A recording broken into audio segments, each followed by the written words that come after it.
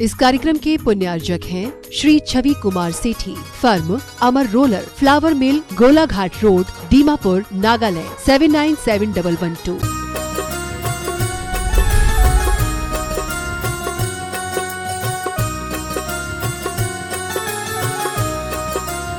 बोले श्री चंदा प्रभु भगवान की जय जय जय। दोनों हाथ उठा के जय कर लगाएंगे। बोले चिंतामणि पार्श्वनाथ भगवान की, बोले देवादिदेव श्री महावीर भगवान की, संत शिरोमणि गुरुवराचार्य श्री विद्यासागर जी महाराज की, गुणैतन प्रणेता संका समाधान प्रवर्तक भावना योग प्रवर्तक परम पूज्य मुनि श्री 108 प्रमाण सागर जी महाराज की, बोले परम पूज्य मुनि श्री अनंत सागर जी महाराज की।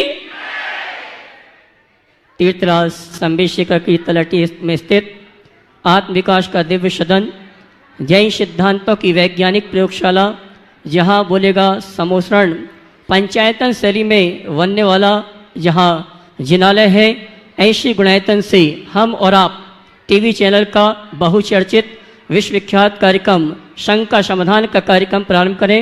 उसके पूर्व हम और आप प्रतिदिन की भांति परम पूज्य मुनिवर के श्री चरणों में नमन करते हुए आशीर्वाद प्राप्त करेंगे और निवेदन करेंगे शंका समाधान के कार्यक्रम के लिए। दोनों हाथ उठा के नमन करेंगे। हाथ उठाइए, बोलेंगे हे मुनिवर नमोस्तु, हे गुरुवर नमोस्तु, हे गुरुवर नमोस्तु। आइए परम पूज्य मुनिवर के आशीर्वाद से बहुचर्चित विख्यात टीवी चैनल का कार्यक्रम शंका समाधान का कार्यक्रम हम और आप प्रारंभ करें। उसके पहले मैं उन सुधी श्रावकों की घोषणा करूंगा जिन्होंने गुणायतन का अवलोकन करके अनुभव केंद्र का अवलोकन करते हुए यहाँ से जुड़ने का सौभाग्य प्राप्त किया है। मैं नामों की घोषणा करूंगा और मैं चाहूँगा अनुमोदना में आपकी ताली जरूर बजना चाहिए। गुणायतन में रजत दान देने का सौभाग्य प्राप्त किया है नलिन निधि जैन मुंबई। स्वर्ण दान देने का सौभाग्य प्राप्त किया है श्रीमती मीना गोयल धर्मपत्नी डॉक्टर अशोक गोयल गुना। श्री राजीव जैन, श्रीमती अनीता जैन अमन, ऋतुजा नमन जैन बड़ोदरा गुजरात, प्रमिला जैन दिल्ली, इंदुवाला कोमल चंद जी भाई इंदौर, सविता जैन पुत्र अनुराग जैन सागर। जोरदार ताली बजाकर इनका सम्मान करें। और इसी क्रम में मैं सम्मान से आमंत्रित करूंगा जिन्होंने गुणायतन में स्वर्ण दान दिया है, पूरे परिवार के साथ आएंगे। परम पूज्य मुनिवर के श्री चरणों में नमन करते हुए गुरु वंदना का सौभाग्य प्राप्त करेंगे। और गुणायतन परिवार की ओर से हमारे गुना निवासी गुणायतन ट्रस्टी श्रीमान SK जैन साहब आएंगे और सम्मान का कार्यक्रम संपन्न करेंगे। स्वर्गीय केशरीमल जी धर्मपत्नी श्रीमती पुष्पा, महावीर संजय, संदीप जैन, नूतन स्टोर परिवार गुना, इन्होंने स्वर्ण दान देकर यहाँ के जिनालय, यहाँ की वेदिका को स्वर्ण में प्रदान करने का अवसर प्राप्त किया है। और इनके और बंधु मैं कहना चाहूँगा, इन्होंने लगभग 10 ग्राम सोने की चूड़ियाँ प्रदान की हैं। एक बार जोरदार ताली बजाकर सम्मान करें। और उनके सम्मान के लिए आमंत्रित करूँगा हमारे गुणायतन ट्रस्टी SK जैन साहब गुना, जिनके साथ लगभग 250 लोग 270 लोग यहाँ पर सिद्ध क्षेत्र में सिद्धों की वंदना करने आए हैं। एक बार जोरदार गुना वाले अपने लिए ताली बजाएं। स्वर्गीय केशरीमल जी परिवार गुना, उनका सम्मान का कार्यक्रम संपन्न कर रहे हैं गुणायतन ट्रस्टी श्रीमान SK जैन साहब गुना। इसी क्रम में निर्माण निधि के माध्यम से गुणायतन में जुड़ने का सौभाग्य प्राप्त किया है। सिर्फ नाम लूंगा, वहीं से नमन करेंगे। श्रीमती कमला देवी चाराचंद दोषी नागपुर, श्रीमती मुन्नी देवी जैन धर्मपत्नी स्वर्गीय महेंद्र कुमार जी जैन आगरा। निर्माण मित्र के रूप में जुड़ने का सौभाग्य प्राप्त किया है किरीट कुमार मीठालाल सहाय अहमदाबाद। और सूत्रधार के रूप में श्री सुंदरलाल जी, श्रीमती संतोष जैन गाजियाबाद। इन सभी सुधी श्रावकों के लिए सम्मान में जोरदार ताली बजाकर इनका सम्मान करें। और मैं आप सभी से यही कहना चाहूँगा, अगर आपने गुणायतन का अवलोकन किया है और गुणायतन की जो व्यवस्थाएं, गुणायतन का जो दृश्य देख रहे हैं, उससे अगर आप संतुष्ट हैं तो मैं कहना चाहूँगा अभी तक अगर आप गुणायतन से नहीं जुड़े हैं तो गुणायतन से जुड़ने का अवसर प्राप्त करना और अपने भविष्य को सुरक्षित करना। आइए हम और आप शंका समाधान का कार्यक्रम प्रारंभ करें। उसके पूर्व सूचना है, आगामी 1 नवंबर से 8 नवंबर तक परम पूज मुनिवर प्रमाण सागर जी अरह सागर जी महाराज के सानिध्य में तीर्थराज संबेशकर में सिद्धों की आराधना 48 मंडली सिद्ध चक्र महामंडल विधान के माध्यम से प्रारंभ होने जा रही है। मंडल पुण्यार्जक और इंद्रनाणियों का आने का क्रम चालू हो चुका है और मैं आपको प्रेरणा देना चाहूँगा, अगर आप इस अनुष्ठान में नहीं आ पाएंगे तो इंद्रनाणी की भोजन व्यवस्था, द्रव्य व्यवस्था और त्यागी भोजन व्यवस्था में सहयोग देकर आप घर बैठे शांति से पुण्य का संचय कर सकते हैं। एक दिन की भोजन व्यवस्था के लिए राशि है 1,11,000 रुपये की। एक दिन की द्रव्य सामग्री की व्यवस्था की संयोजना की राशि है 1,11,000 और त्यागी वृत्ति भोजन व्यवस्था के लिए राशि रखी गई है मात्र 51,000 रुपया। इन योजनाओं में आप अपनी दान की राशि लिखाकर, हाँ जी, एक दिन की भोजन की व्यवस्था के लिए हमारे गुणायतन ट्रस्टी श्रीमान एस.के. जैन साहब गुनोना, उन्होंने अपनी ओर से एक दिन की भोजन व्यवस्था के लिए 1,11,000 रुपये की राशि देने की घोषणा की है।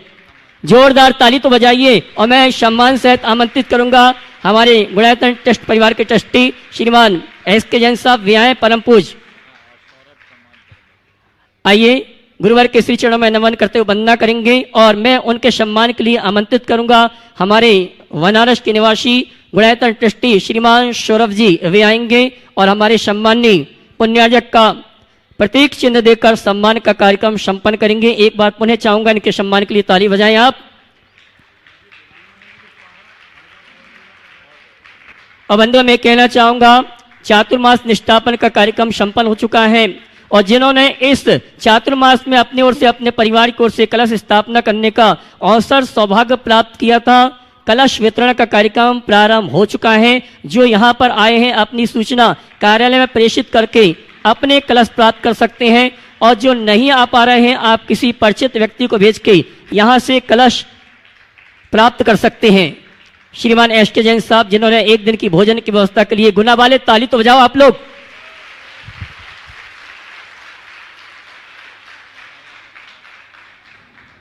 और आइए शंका समाधान का कार्यक्रम गुरुवार के आशीर्वाद से हम और आप प्रारंभ कर रहे हैं और पहले प्रश्न के लिए आमंत्रित करूंगा डॉक्टर अतुल सिंगई भोपाल और उसके बाद तैयार रहेंगे भाई संजय जी तड़ा। परम पूज्य महाराज जी के चरणों में मेरा सादर वंदन अभिनंदन नमन करते हुए मैं प्रश्न पूछना चाहता हूँ कि मंदिरों में कई लोग ऐसे मिल जाते हैं जो व्यवस्था को अव्यवस्था में करते हैं, ऐसे लोगों को हम कैसे समझाएं।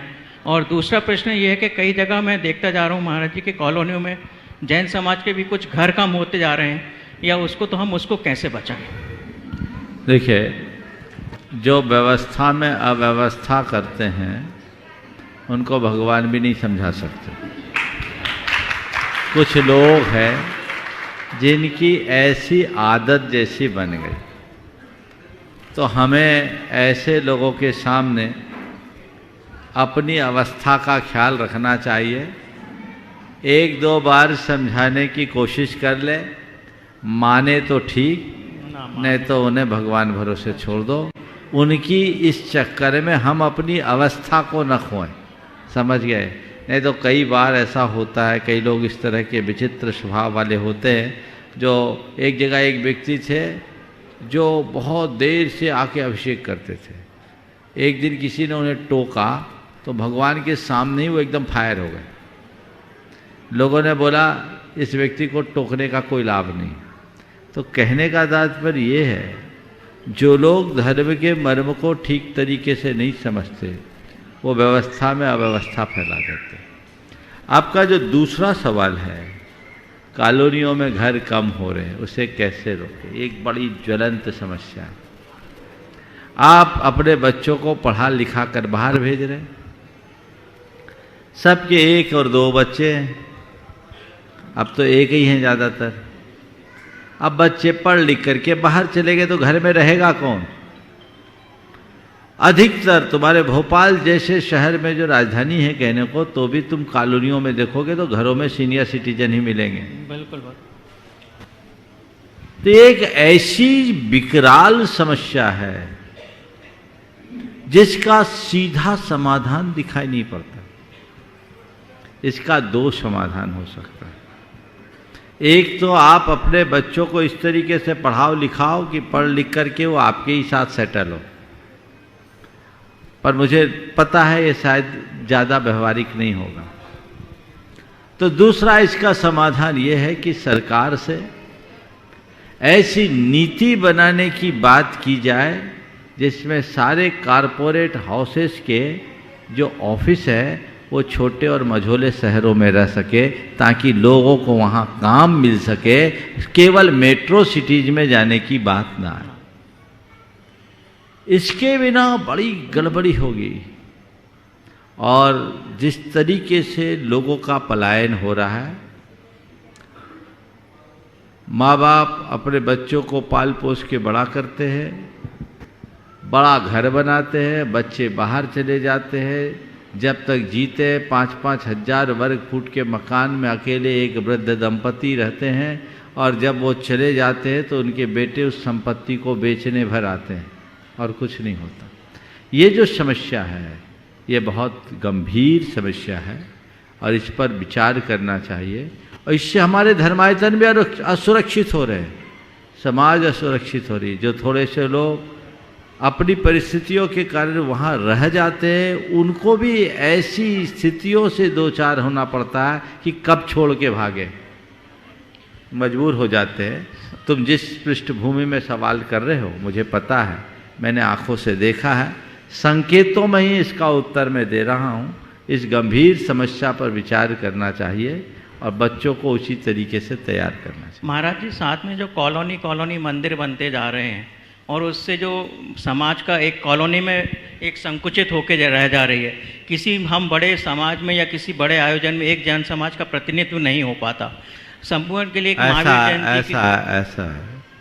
कॉलोनी में मंदिर है तभी समाज बची है। अगर मंदिर दूर हो जाएंगे तो लोग धर्म से ही दूर हो जाएंगे, समझ गए। एक कॉलोनी में तो कम से कम इकट्ठे हो जाते हैं, और मौका पड़ने पर समाज बृहद स्तर पर भी इकट्ठी होती है। इकट्ठे करने का प्रयास तो करना चाहिए, लेकिन लोगों का धर्म ध्यान हमें पहले सुनिश्चित करना चाहिए। चलिए भाई संजय जैन तड़ा, उसके बाद तैयार रहेंगी नेहा सिंगई तेंदुखेड़ा। महाराज श्री, सर्वप्रथम तो मैं सकल दिगंबर जैन समाज सागर की ओर से आपके चरणों में नमोस्तु करता हूं और आपसे निवेदन करता हूं कि आप आशीर्वाद प्रदान कीजिए, क्योंकि आज उनकी आंखें टकटकी लगाए हुए टीवी में होंगी। आप उन्हें दोनों हाथों से आशीर्वाद प्रदान करें।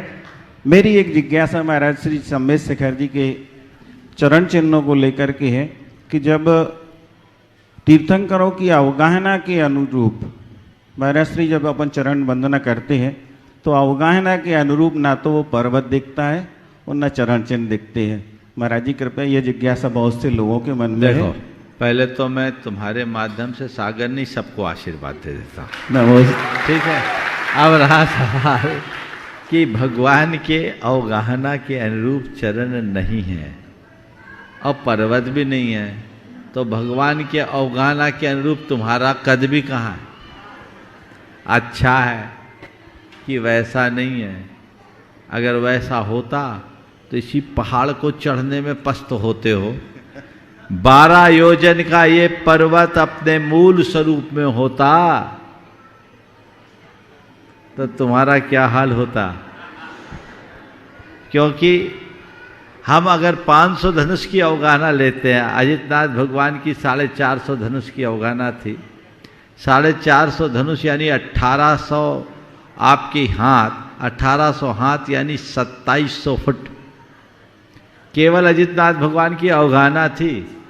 और आज पर्वत की ऊंचाई समुद्र तल से 4480 फीट है।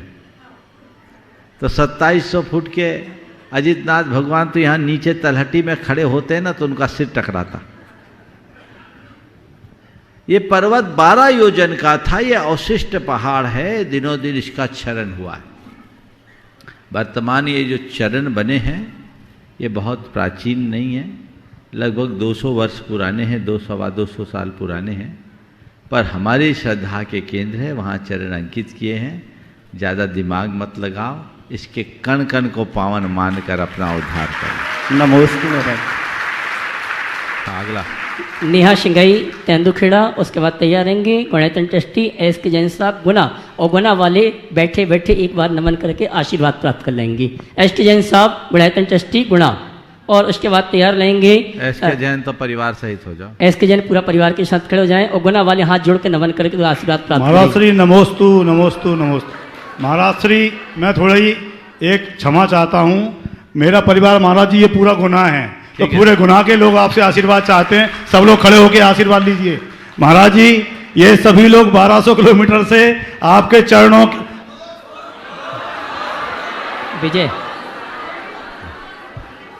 ओ एस के जैन साहब एक मिनट हाँ कर।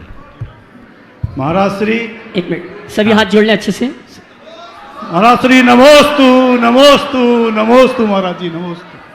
हाँ बोलो महाराज श्री हाँ हम लोग अज्ञानी हैं, आप हमारे गुरु हैं, आपके चरणों में आके हमारी वैसी सारी शंकाएं समाप्त हो जाती हैं और हम महाराज जी केवल उतने ही ज्ञान रखना चाहते हैं कि हमें इतनी समझ बनी रहे कि जो गुरु आज्ञा हमको हो उसका आंख मूंझकर हम अक्षरता पालन कर सकें, ऐसा हम आपसे आशीर्वाद चाहते हैं। इसके अलावा महाराज जी हम हमेशा गुरु चरणों से जुड़े रहें, बस यही आशीर्वाद हम चाहते हैं। इसके अलावा महाराज जी बहुत ज़्यादा ज्ञान की हमें जरूरत भी नहीं है महाराज। बहुत बढ़िया, नमोस्तु महाराज जी, इसी को नमोस्तु। संभाल के रखो। बहुत सुंदर। चलो नेहा शिंगाई तेंदुखेड़ा नहीं। और उसके बाद तैयार रहेंगे आरिका दृढ़मती माता जी की गृहस्थ अवस्था के भाता श्रीमान विनोद जी सागर पटना वाले, संतोष नवीन विदिशा शिलवानी एक साथ।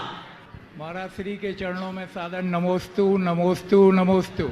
माता जी की तरफ से भी नमोस्तु बोला है महाराज जी ने, पिताजी और मम्मी और सागर समाज की ओर से नमोस्तु नमोस्तु नमोस्तु महाराज जी।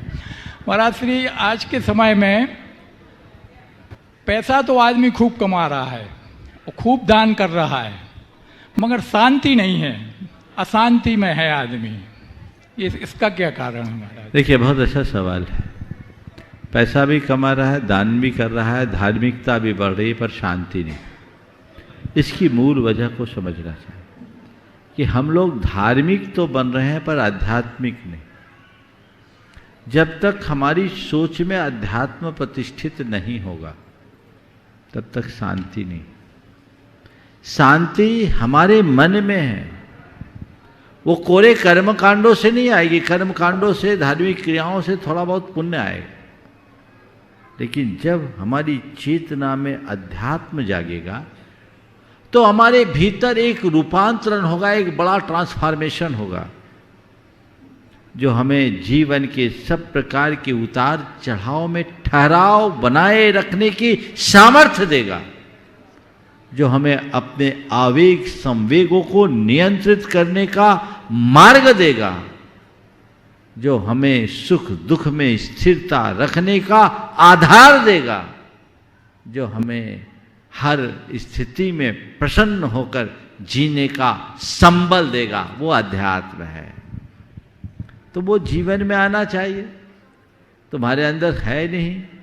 तो मैं सबसे ये कहना चाहूँगा, आप अगर धर्म का सच्चा लाभ लेना चाहते हैं या जीवन का असली मजा लेना चाहते हैं तो अध्यात्म स्पर्शी धर्म करो। केवल रिचुअल पर्याप्त नहीं है, रिचुअल से स्पिरिचुअल की ओर जाना चाहिए।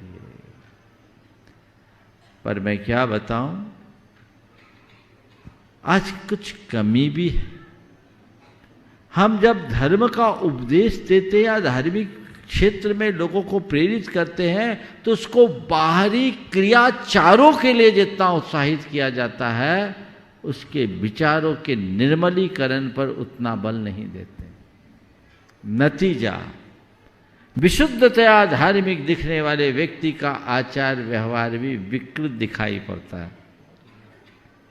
इसलिए एक बड़ी क्रांति की आवश्यकता है जो तुम्हारे भीतर आध्यात्मिक चेतना को जगा सके, जिसके बदौलत अपने जीवन में स्थिरता ला करके जिया जा सके। बहुत बहुत आशीर्वाद। नमोस्तु महाराज। श्रीमान नवीन जैन पूना और उसके बाद तैयार रहेंगे प्रियंका सचिन जैन इंदौर।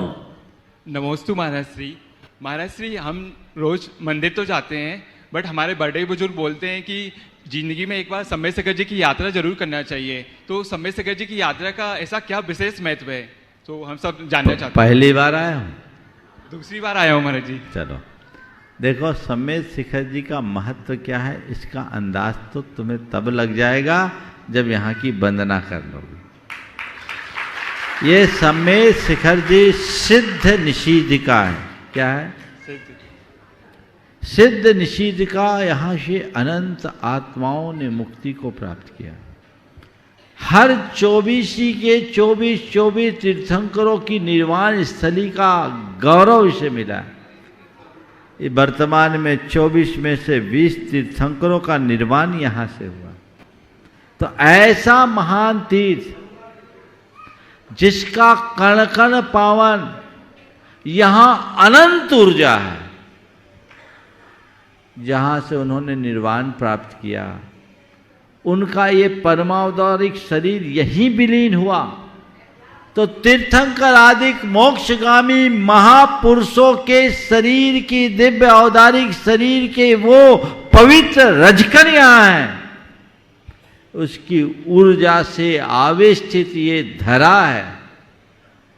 इसलिए जब हम इस पवित्र धरती की वंदना करते, उसकी रज को अपने माथे पे लगाते हैं, तो हमारी आत्मा की पात्रता निखर जाती है, कर्मों की निर्जरा होती है।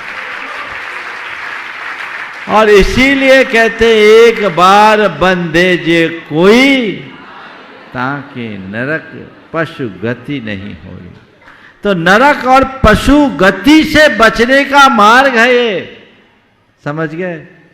इसलिए अपने जीवन में एक बार सम्मेद शिखर की वंदना जरूर करना, लेकिन भाव सहित वंदना करना। समझ गए? जी महाराज जी। हमसे लोग बोलते हैं महाराज एक बार बंदे जो कोई, ताकि नरक पशुगति नहीं होए। हम बोले इसको सुधार लो, भाव सहित बंदे जो कोई, ताकि नरक पशुगति नहीं होए। समझ गए? और भाव रहित बंदे जो कोई, ताकि निश्चित दुर्गति होई। इसलिए भाव सहित करना, विशुद्धि के साथ करना, बहुत उत्साह के साथ आए। आज गुना और इंदौर के लोगों की ज्यादा संख्या है, और पूरा देश सम्मेद शिखर में तो अभी पूरा सब तरफ लोग भरे हुए। आप हजारों लाखों लोग साल भर यहाँ आते हैं। वंदना का जो भाव आप लेकर आते हैं, उस भाव को संजोइए और इस वंदना को अपने जीवन की टर्निंग पॉइंट बनाइए।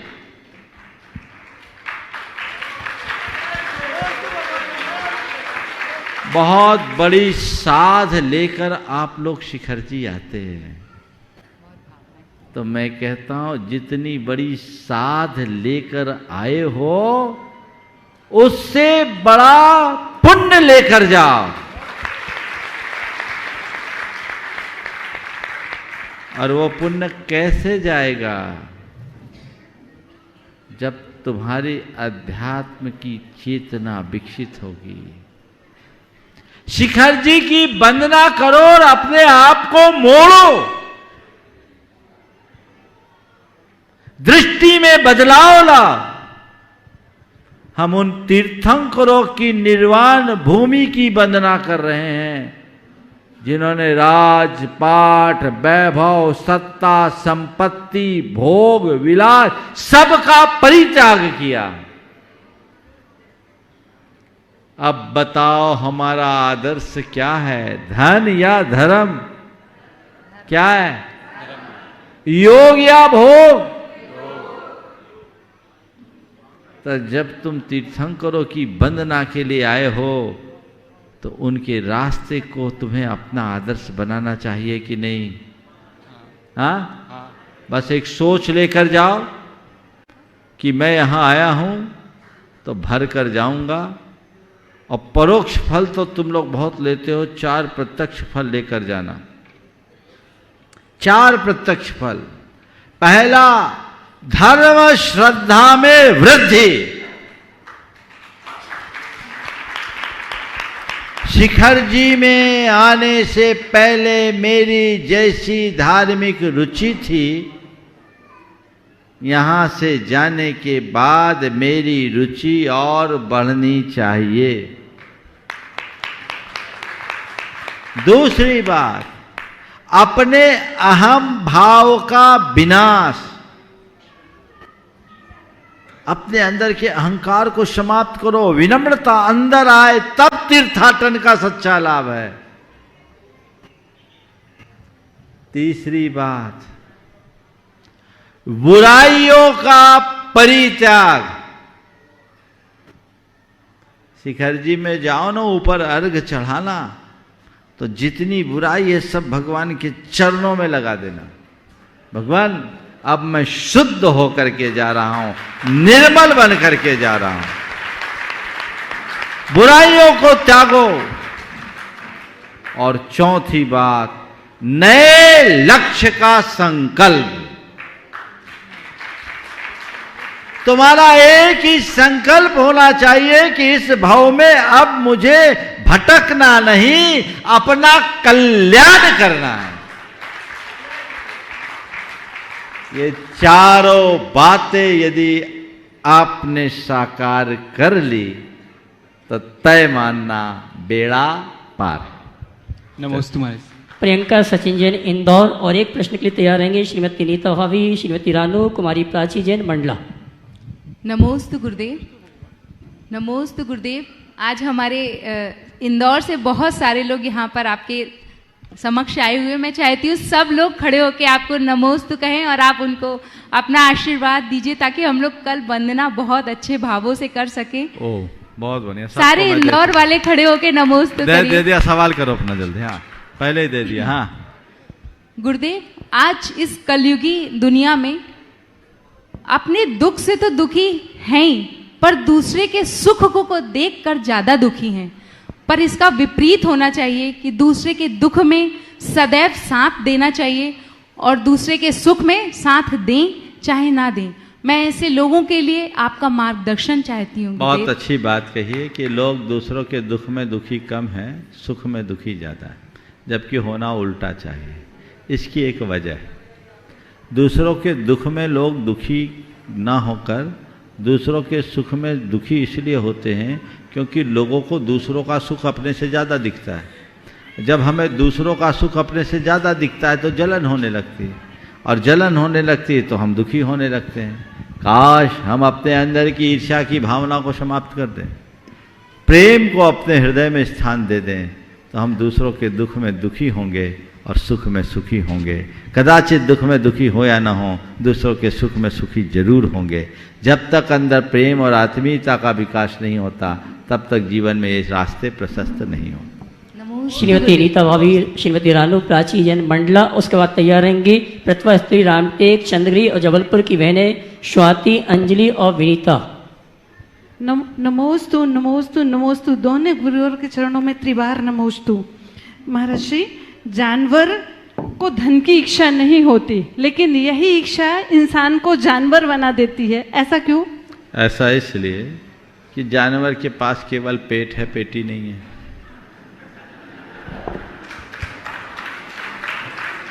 समझ में आई कि नहीं? बजाओ जम से।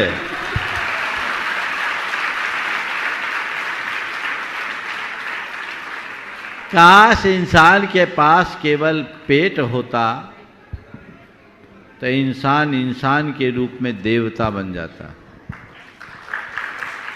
लेकिन पेटी जोड़ लेने के कारण अब इंसान जानवरों से भी बदतर होता जा रहा है। वो इंसान नहीं रह पा रहा, हैवान बन रहा है। इसलिए मैं आपसे यही कहूँगा, पेट भरो, पेट की चिंता करो, पेटी से अपने आप को बचा के रखो, जीवन में आमूलचूल परिवर्तन होगा। स्थल रामटेक चंद्रगिरी और जबलपुर की बहन स्वाति, बहन अंजलि और बहन विनीता। उसके बाद तैयार रहेंगे अंकित, अनामिका, अरविंद राजा परिवार जबलपुर।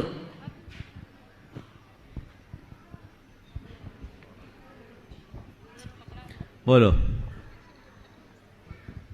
महर्षि के दो चरणों में मेरा बारंबार नमोस्तु। ये प्रश्न प्रतिभा स्थली परिवार और परिवार की ओर से।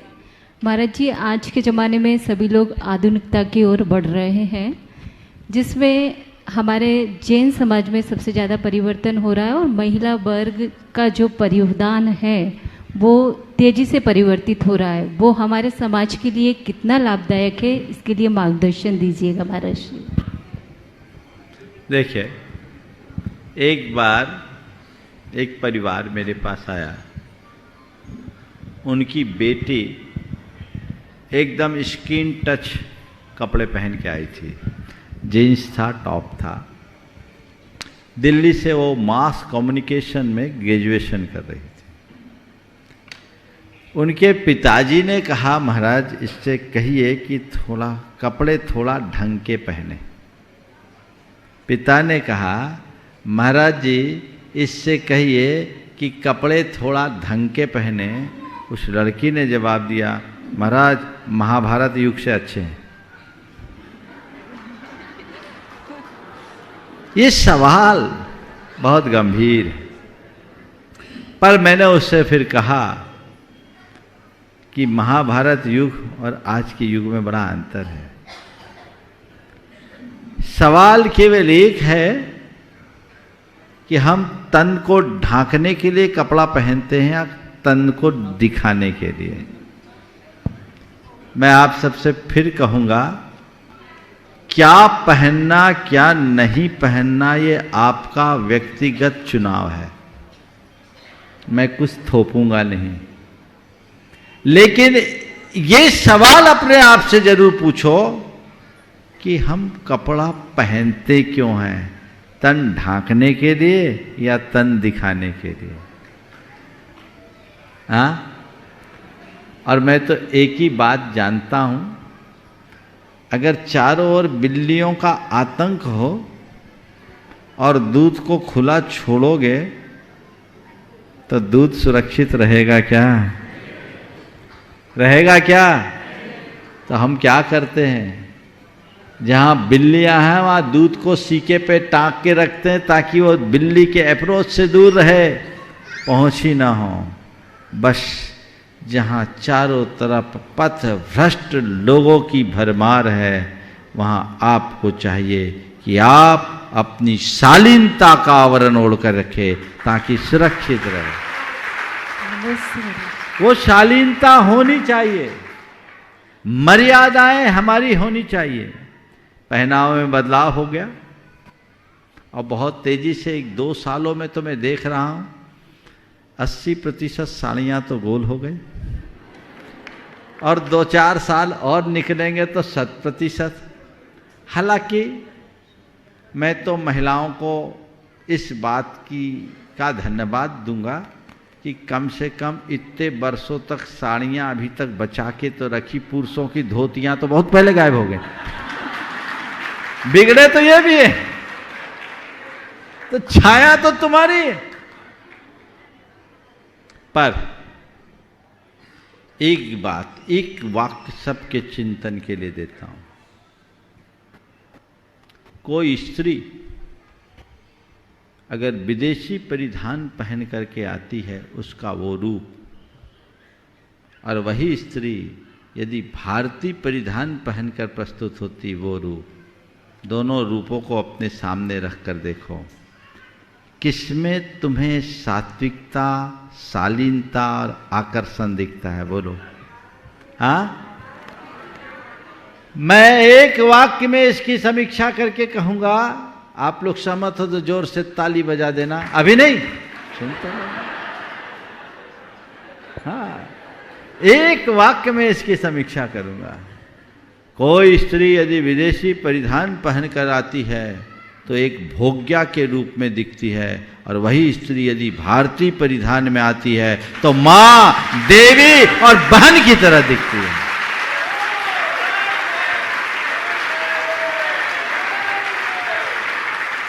उसमें मां का रूप निखरता, उसमें देवी का रूप निखरता है।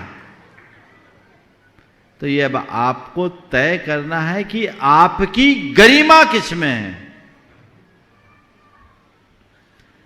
अंधानुकरण कतई उचित नहीं है।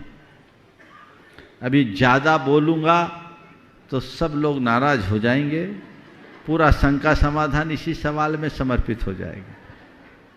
लेकिन ये विदेशी चाल है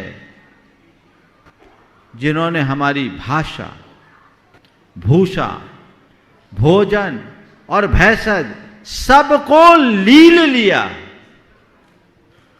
भाषा को बदल दिया, भोजन को बदल दिया, भूसा को बदल दिया, भैंस औषधि को बदल दिया, तो भावना भी बिगड़ गई। आप थोड़ा देखिए, जब आप लोग साड़ी पहनती थी, जो पहनती हैं, एक ही साड़ी घर के कई सदस्यों के काम में आ जाती थी। अब सूट तो सबका अलग अलग ही चाहिए।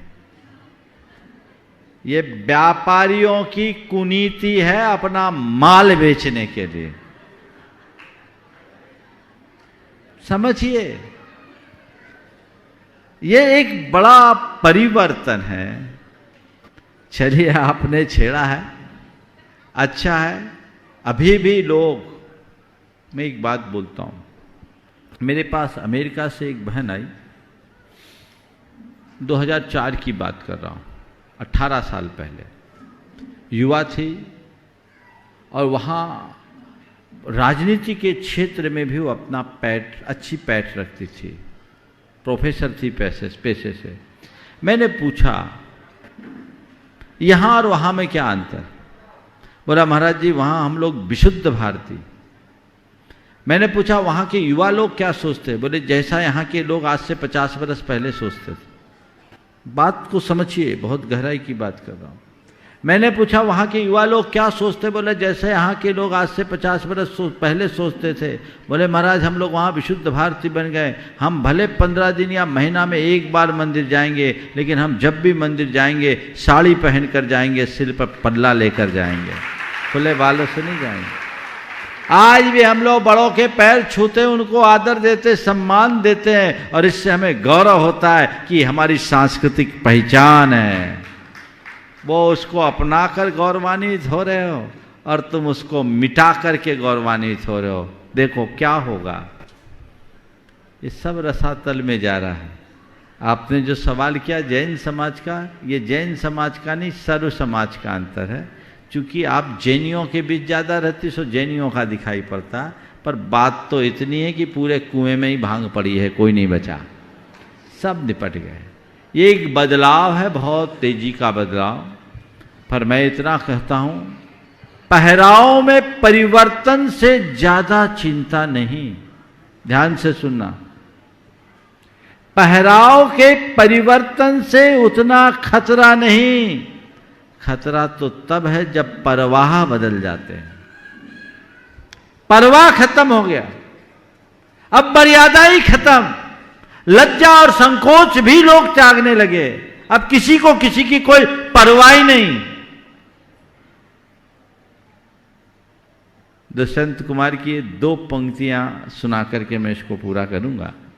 जिस्म परवाहों में ढक जाते थे पहरावों में, जिस्म परवाहों में ढक जाते थे पहरावों में, जिस्म नंगी नजर आने लगी, ये तो हद है। बस आपको देखना है, आगे चलिए। और आइए अगले प्रश्न के लिए अंकित अनामिका अरविंद राजा गणतंत्र ट्रस्टी परिवार जबलपुर, उसके बाद तैयार रहेंगे परिवार। हाँ बोलो। गुरुवर के चरणों में त्रिवार नमोस्तु। थोड़ा अंदर को आ जाओ, अंदर को आ जाओ। हाँ गुरुवर, मैं कुछ स्वास्थ्य संबंधी प्रतिकूल ना होने के कारण शिखर जी की वंदना डोली से करनी पड़ती है। तो पहाड़ पे कई लोग उसका व्यंग करते हैं कि इतनी कम उम्र में डोली कर रही हो, पैसे का ये है वो है। तो महाराज जी उस समय मैं अपने भाव कैसे रखूं? उसको कहो आपकी बोली लग जाए और मुझ में इतनी ताकत आ जाए कि मैं पैदल कर लूं। बहुत बहुत आभार। पर एक बात मैं आप सबसे कहूंगा, पैदल वंदना करने का भाव सबको रखना चाहिए, रखना ही चाहिए। पर यदि कोई व्यक्ति किसी वजह से डोली से जा रहा है तो उस पर किसी प्रकार का व्यंग नहीं करो। उसकी परिस्थिति को तो देखो कि वो किस परिस्थिति में जा रहा है। वो व्यक्ति डोली से जा रहा है यह कहकर कोसने की जगह ये सोचो कि कम से कम वंदना तो कर रहा है। शिखर जी आ रहा, कुल्लू मनाली तो नहीं जा रहा है। सोच सकारात्मक बनाइए, नकारात्मकता से अपने आप को बचाइए। तभी हम अपने जीवन का पथ प्रशस्त कर सकेंगे। हाँ, गुणायतन ट्रस्टी सपरिवार आशीर्वाद की अपेक्षा और प्रश्न के साथ सौरभ जैन बनारस, उसके बाद तैयार रहेंगे राकेश सिंघई इंदौर चेतक परिवार। बोलो सौरभ। सौरभ जी सबको खड़ा कर लें। सर्वप्रथम गुरुदेव के चरण में मेरे परिवार व बनारस समाज की तरफ से सादर नमोस्तु नमोस्तु नमोस्तु महाराज। ओम। हाँ महाराज जी, खबर कर लो। हाँ बोलो बोलो बोलो। महाराज जी, एक मैसेज है, जो लोग मन में उतरते हैं उन्हें संभाल के रखिए, और जो लोग मन से उतरते हैं उनसे संभल के रहिए। महाराज जी, इसमें आपका मार्गदर्शन चाहते हैं। बहुत अच्छी बात। जो मन में उतरते हैं उन्हें संभाल कर रखिए, और जो मन से उतर जाए उन्हें संभाल कर रखिए। मैं आपसे इस वाक्य को संशोधित करके कहूँगा कि इतना संभल के जिए कि सब मन में उतर जाए, कोई मन से ना उतर पाए। समझ गया? फिर से बोलूं, इतना संभल कर जिए कि सब मन में उतर जाए, तुम सबके मन में उतर जाओ, कोई तुम्हारे मन से ना उतरे और तुम किसी के मन से ना उतरो, जीवन धन्य हो जाएगा। नमस्ते। चेतक परिवार इंदौर अपने सभी साथियों के साथ राकेश सिंघई जी, और उसके बाद तैयार रहेंगे अभिजीत गोयल गुना। बोलिए संत शिरोमणि आचार्य गुरुवर विद्यासागर जी महाराज की, मुनि श्री प्रमाण सागर जी महाराज की। महाराज जी, हमारा एक छोटा सा क्वेश्चन है कि किसी के अवगुण न देखते हुए उसके गुण को देखकर किसी का विकास हो सकता है क्या? अवगुण न देखते हुए गुण को देखकर उसका विकास हो सकता है क्या? उलट के पूछूंगा, अवगुण देखने से विकास हो सकता है क्या? जी, विकास तो गुण देखने से ही होगा, इसलिए गुण ही देखो, अवगुण देखने की कोशिश मत करो। नमस्ते। हाँ बोलो। अभिजीत गोयल गुना, उसके बाद तैयार रहेंगे आशिका जैन जवेरा। दीजिए माइक, अगला नाम बोलो जब तक। आशिका जैन जवेरा, उसके बाद डॉक्टर मोनू जैन अशोकनगर तैयार रहेंगे। पूज्य मुनि श्री के चरणों में बारंबार नमोस्तु। मगनलाल जी कमल के परिवार से मैं हूँ, जिन्होंने पूज्य आचार्य श्री के साथ मूकमाटी महाकाव्य की रचना में अपना पूरा उनकी समीक्षाओं को तैयार किया। महाराज श्री, मेरी माताजी पिछले वर्ष कोविड में भयानक रूप से बीमार थीं और 10 दिन तक वह हॉस्पिटल में ऑक्सीजन पर थीं। मेरी शंका नहीं है, बल्कि समाधान के माध्यम से और आज इस मंच के माध्यम से भावना योग की बात बता रहा हूँ। उन्होंने भावना योग 10 दिन तक हॉस्पिटल में किया और वे आपके आशीर्वाद से स्वस्थ होकर लौट कर आई। उससे बड़ी बात, मेरे बेटे के 2 बार हाथ में फ्रैक्चर हुआ, इसको भावना योग उन्होंने लगातार करवाया और बहुत विकराल परिस्थितियों में दोनों बार फ्रैक्चर हुआ। मेरी माताजी ने एक चिट्ठी लिख कर रखी और मुझे ये बताते हुए हर्ष हो रहा है कि जब मैं शिखर जी आ रहा था तो उन्होंने वो चिट्ठी निकाल के दी और ये कहा कि बेटा, हो सकता है ये चिट्ठी तुम्हें शायद मेरे जाने के बाद मिलती, लेकिन तुम चूंकि शिखर जी जा रहे हो इसलिए चिट्ठी लेकर जाओ। जब मैंने चिट्ठी पढ़ी महाराज जी, तो मैं खुद अंदर से अश्रुधारित हो गया। उन्होंने उसमें लिखा था कि जो अंगूठी मैंने पहन रखी थी हॉस्पिटल में, वह और एक राशि, ये दोनों चीज़ें किसी भी प्रकार गुणायतन तक पहुंचा दी जाएं। महाराज श्री, राशि या अंगूठी की बात बड़ी नहीं है, बात भावना योग की है। बात आपके इस भावना योग के माध्यम से हमारे परिवार में आई स्वास्थ्य और सुख शांति की है। बारंबार नमोस्तु महाराज श्री, बारंबार नमोस्तु। बहुत सुंदर। आशिका जैन जवेरा, उसके बाद तैयार रहेंगे डॉक्टर मोनू जैन अशोक नगर। देखिए, भावना योग के संदर्भ में मैं आपसे कहूँगा, अक्सर लोग अपना अनुभव बताते हैं, कई लोग मंच पे मौका पा जाते हैं, कोई नहीं पाते। ये एक ऐसा अभिनव प्रयोग है जो आपकी शारीरिक, मानसिक और चैतसिक समस्याओं का समाधान दे सकते। इसका आप नियमित प्रयोग कीजिए और जीवन के लिए एक अच्छा आधार दे सकते हैं। बोलिए। महाराज श्री, अनेकांत विद्या पाठशाला जवेरा की तरफ से नमोस्तु नमोस्तु नमोस्तु। महाराज जी, आज की युवा पीढ़ी ज़्यादातर साइंस सब्जेक्ट से होती है और उसको साइंस पर ही ज़्यादा विश्वास होता है, और उनका मानना होता है कि दही, जैसे कि दही है, दही में भी बैक्टीरिया होते हैं और दही का निर्माण बैक्टीरिया से ही होता है, फिर भी लोग उसे यूज करते हैं। तो महाराज जी, सबका धर्म के प्रति आस्था खत्म होती जा रही है, तो ऐसा क्या किया जाए कि आज की युवा पीढ़ी का धर्म के प्रति विश्वास बढ़ता जाए? उनसे बोलो, साइंस ये भी कहता है कि बैक्टीरिया 2 तरह के होते हैं, प्लांट टाइप और एनिमल टाइप। होते हैं कि नहीं होते? होते हैं।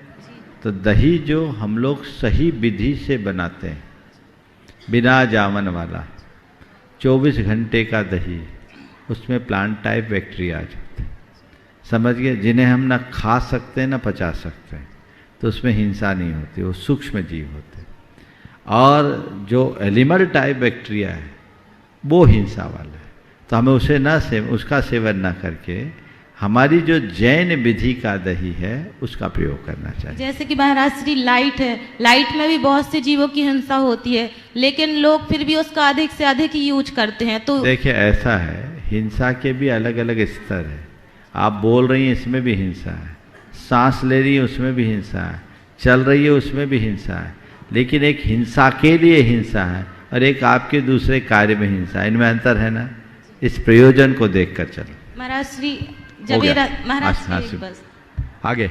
डॉक्टर मोनू जैन, अशोकनगर, अपनी शंका का समाधान प्राप्त करें। उसके पूर्व मैं आमंत्रित करूंगा जिन्होंने गुणायतन का अवलोकन करते हुए परम पूज्य मुनिवर से आशीर्वाद प्राप्त किया और गुणायतन ट्रस्टी बनने का सौभाग्य प्राप्त किया, मैं सम्मान से आमंत्रित करूंगा जयपुर निवासी चंद्रा देवी, रचिता, रवि, संचय, नव्या जैन, जयपुर। वे आएंगे परम पूज्य मुनिवर के श्री चरणों में नमन करते हुए गुरु वंदना का सौभाग्य प्राप्त करेंगे और उनके सम्मान के लिए मैं आमंत्रित करूंगा गुणायतन के कोषाध्यक्ष श्रीमान NL साहब और राकेश सिंगई, चेतक परिवार इंदौर, गुणायतन ट्रस्टी, ये दोनों आएंगे हमारे सम्मानी चंदा देवी परिवार का सम्मान का कार्यक्रम संपन्न करेंगे।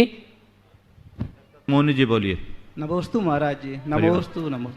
महाराज जी, हमारे जीवन में कुछ अच्छी घटनाएं घटती हैं, कुछ बुरी घटनाएं घटती हैं। अच्छी घटनाओं का तो श्रेय अपन स्वयं ले लेते हैं, जो बुरी घटनाएं घटती हैं अपने साथ या कोई अन्य व्यक्तियों के साथ, उनका श्रेय अपन भगवान को दे देते हैं। अरे भगवान ने इसका बुरा किया, ऐसा क्यों होता है महाराज? ये हमारी प्रवृत्ति है, हम श्रेय खुद लेते हैं और पाप भगवान को सौंपते हैं। हे भगवान, मैंने आपका क्या बिगाड़ा था, कौन से जन्म का लिया? भगवान इसी को देखकर हंसते हैं, कहते बेटा पाप मुझे और श्रेय तुझे, ये ठीक बात नहीं है। यदि पाप मुझे तो श्रेय भी मुझे, समझ गए? ये हमारे मन की कमजोरी है, दुर्बलता है, जिसे हमें दूर करना चाहिए। चलिए अगला। जब तक श्रीमती चंदा देवी हमारे बीच आ रही हैं, अगले प्रश्न की आमंत्रित करूंगा सोनल नीलेश जैन, पारोला, उसके बाद तैयार रहेंगे अभिषेक जैन, ग्वालियर। दोनों मुनिराजों के चरणों में मेरा, मेरे परिवार और पारोला जैन समाज का त्रिवार नमोस्तु नमोस्तु नमोस्तु। महाराज जी, मेरी शंका ये है कि भामंडल, प्रभामंडल और आभामंडल ये तीनों एक ही है क्या? और इसका भामंडल का स्वरूप क्या है? देखिए, भामंडल, भा का अर्थ होता है ज्योति, प्रकाश, उसके मंडल यानी वर्तुन को भामंडल कहते हैं। प्रभामंडल अगर शब्दों के अर्थ देखो तो वो भी वैसे ही हैं, और आभामंडल कहें तो शब्द शास्त्र की दृष्टि से ये तीनों एक है, समझ गए? ऑकल्ट साइंस के अनुरूप इस पर काफ़ी काम हुआ है, और ये मनुष्य के शरीर से निकलने वाला एक वर्तुलाकार वलय होता है। हर मनुष्य, हर प्राणी, यहाँ तक कि हर वस्तु का अपना एक आभा मंडल होता है। हम तीर्थंकरों का जो आभा वलय होता है बड़ा तेज ज्योतिर्मय होता है, इसलिए भामंडल के रूप में उन्हें जानते हैं, जो उनके एक प्रातिहार्य के रूप में जाना माना जाता है। इसलिए तीर्थंकरों के उस आभा मंडल को भामंडल के रूप में जाना जाता है। लेकिन सामान्य हम आप सबका एक प्रभामंडल होता है, जिसे लोग ओरा भी कह देते हैं, उसी अर्थ। हाँ, अभिषेक जैन ग्वालियर, अभिषेक जैन ग्वालियर, उसके बाद तैयार रहेंगे सुरेंद्र सुरेखा गांधी पुणे। अपनी शंका का समाधान प्राप्त करें। उसके पूर्व में चंदा देवी परिवार को आमंत्रित करूंगा जो जयपुर निवासी हैं, गुणायतन से जुड़ने का सौभाग्य प्राप्त किया। गुणायतन ट्रस्टी के रूप में जोरदार ताली बजाकर इनका सम्मान करें, और इनके सम्मान के लिए मैं आमंत्रित करूंगा हमारे गुणायतन ट्रस्ट परिवार के कोषाध्यक्ष श्रीमान NL जैन साहब और गुणायतन ट्रस्टी चेतक परिवार राकेश सिंगई इंदौर, ये दोनों आएंगे और हमारी गुणायतन ट्रस्टी जयपुर निवासी चंदा देवी, रचिता, रवि, संचय, नव्या जैन का सम्मान का कार्यक्रम संपन्न करेंगे। अगले प्रश्न में तैयार रहेंगे अभिषेक जैन ग्वालियर और उसके बाद सुरेंद्र सुरेखा गांधी पुणे।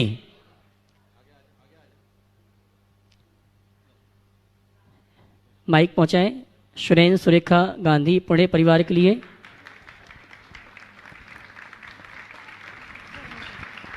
प्रश्न पूछना है, प्रश्न पूछना है। सुरेंद्र सुरेखा गांधी पुणे और अनिल सराफ गुना। नमोस्तु महाराज जी, आज मेरी शंका तो कुछ भी नहीं है, लेकिन कोरोना के काल में मेरी बेटी को बहुत ही टेंशन हुआ था। उसके लिए मैंने ऊर्जा प्रवाह भावना योग करवाया। मेरे पति ने और हमने उसको बहुत ही मार्गदर्शन किया। अब आज वो बहुत अच्छी तरह से ठीक है।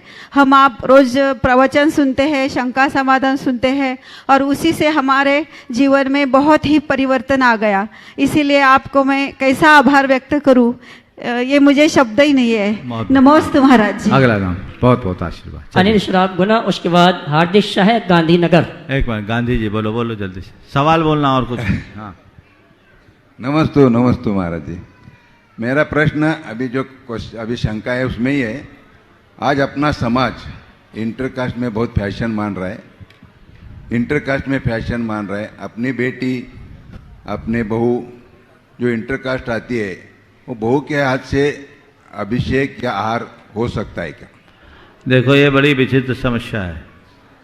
आती है उनसे हो सकता है क्या, ये बात का सवाल है। ये ऐसा हो नहीं, उसका रास्ता पहले दे, समझ गए? और मैं एक वाक्य कहूँगा, बहिष्कार नहीं, संस्कार को महत्व दो। हम संस्कारों को बचाएं, संस्कारों को बढ़ाएं, तभी हम अपने धर्म को बचा सकेंगे, समझ गए? चलिए, नमस्ते। नमस्ते। हाँ, नाम बोलो भैया, अपना नाम बता देना।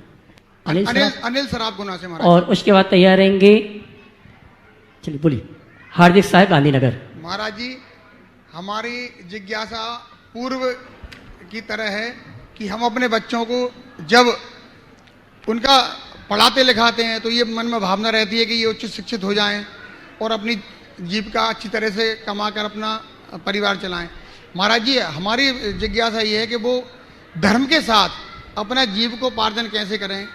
देखिए, ये सिस्टम बहुत भयावह है। आने वाले समय में इसके परिणाम बहुत भयानक होंगे। ओम ओम ओम शांति। ज़्यादातर लोग अपने बच्चों को पढ़ाने लिखाने में उच्च शिक्षा की तरफ भेज रहे हैं और उनकी मानसिकता नौकरी की हो। नौकरी की इस मानसिकता का एक नकारात्मक पहलू ये है, उसका एक नकारात्मक पहलू ये है कि बच्चे घर के जमे जमाए व्यापार को छोड़ देते हैं। आज तो तुम्हें नौकरी मिल रही है, जा रहे हो, व्यवसाय तुम्हारा छूट रहा है। मुझे लगता है आने वाले दिनों में नौकरी मिलना भी मुश्किल हो जाएगा, व्यवसाय तो तुम्हारे हाथ से चला जाएगा। दुनिया की कुछ चंद कंपनियों के अधीन सबको रहना पड़ेगा। और जिस तरह से ऑटोमेशन बढ़ रहा है, तो मुझे लगता है कि अब धीरे धीरे नौकरियों के भी लाले पड़ने लगेंगे। इसलिए इन सब चीज़ों पर बहुत गंभीरता से विचार करना चाहिए। अपने कौशल का विकास करना चाहिए, जो हमारे भारत की अर्थव्यवस्था का प्राचीन आधार था। आज लोग पढ़ लिख रहे, उच्च शिक्षा पा रहे हैं, और पटवारी की नौकरी के लिए पीएचडी होल्डर आवेदन कर रहा है। ये कितनी हास्यास्पद बात है। इससे इन पर बहुत गंभीरता से विचारना चाहिए। चलिए, हार्दिक शाह गांधीनगर, उसके बाद तैयार रहेंगे ऋषभ जैन मेरठ। नमोस्तु महाराज जी। नमोस्तु महाराज जी। बोलिए। आज का जो शंका समाधान है वो सुबह के प्रवचन से है। हमको मीठा बोलना चाहिए, कम बोलना चाहिए और परिस्थिति के अनुसार बोलना चाहिए। लेकिन कोई लोग मीठा बोलते हैं, वो हमको बाद में दगा देते हैं, और जो कड़वा बोलते हैं वो सहाय करते हैं। तो कैसे? देखिए, मीठा तो बोलना चाहिए, पर मीठी छुरी से बचना चाहिए। समझ गए? मैं समझता हूँ ज़्यादा बोलने की जरूरत नहीं है। चलिए, श्रीमान महेंद्र कुमार, श्रीमती सरोज जैन कैराना, इन्होंने 11,000 रुपये की राशि विधान के लिए प्रदान की है और एक सोने की अंगूठी प्रदान की। जोरदार ताली देकर इनका सम्मान करें। और ऋषभ जैन मेरठ दीजिए। गुरुदेव के चरणों में बारंबार नमोस्तु। गुरुदेव, अभी एक व्हाट्सएप पे वीडियो चल रही थी पीछे कि ज़्यादातर तीर्थ स्थानों पे शांति धारा में बहुत सारे नाम का उच्चारण किया जाता है परिवार के सभी सदस्यों का। तो इससे भगवान जी के ऊपर जल अधिक चढ़ता है, तो शायद इससे पाप लगता है, मतलब ऐसा उस वीडियो में दिखाया गया। हाँ, तो इस पे आपका मार्गदर्शन इसका चाहिए। बहुत पहले मैंने उत्तर दिया है जी। आप कल हो यहाँ? जी। इस सवाल को कल के लिए रख लेते हैं, क्योंकि आपकी आखिरी गेंद में आप आए हो। अच्छा, ठीक है, कल इसका उत्तर देंगे। आज के सत्र को यहीं पर विराम। बोलिए परम पूज्य आचार्य गुरुवर श्री विद्यासागर जी।